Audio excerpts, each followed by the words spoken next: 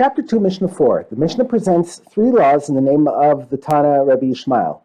Rabbi Yishmael said three things before the sages in the study hall of the Sanhedrin that was called the Vineyard of Yavne. Rabbi Yishmael's first law: if a beaten egg, the white and the yolk mixed together, was put on top of a vegetable of terumah, there is an attachment between the egg and the vegetable that makes them a single item. Therefore, if a tevel yom, who is tameh on the level of a sheni, touches the egg, even if he does not touch the vegetable, it is as if he has touched the vegetable, making it a shlishi.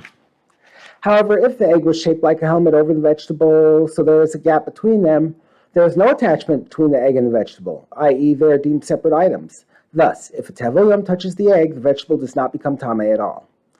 Rabbi Yishmael's second law concerns shchicha. The Torah forbids a farmer to go back over an area of his field that was already harvested in order to cut down stalks that were missed the first time. These overlooked stalks, which are called shchicha, must be left for the poor. If a stalk of grain was overlooked and left standing in a harvested section of the field, but its tip can reach an area of standing grain that was not yet harvested, the law is that if it can be grasped and harvested together with the standing grain, it belongs to the owner of the field, i.e. the owner need not leave it for the poor because it is not shchicha. But if it cannot be grasped and harvested together with the standing grain, it belongs to the poor, for it is shchicha. Rabbi Yishmael's third law relates to kilei hakerem, mixtures of the vineyard. The Torah forbids planting grain or greens near a grapevine, Deuteronomy 22:9. There is a difference between the law of a few solitary vines and the law of a vineyard, which consists of at least 5 vines planted in a certain pattern. Grain needs to be distanced only 6 tefachim, 1 amma, from a solitary vine, but it must be distanced 4 amos from each vine in a vineyard. The following law is about an aris. This is the technical term that refers to a group of at least 5 vines that are draped over a wall or trellis. Sometimes an aris is treated as a vineyard and sometimes as a series of solitary vines. Our Mishnah discusses a particular type of aris.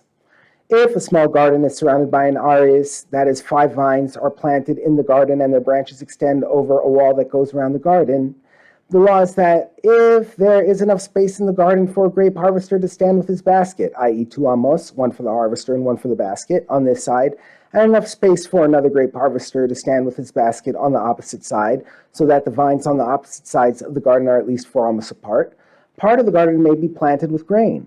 When the vines are positioned so far apart, they are not considered a vineyard, rather they are solitary vines.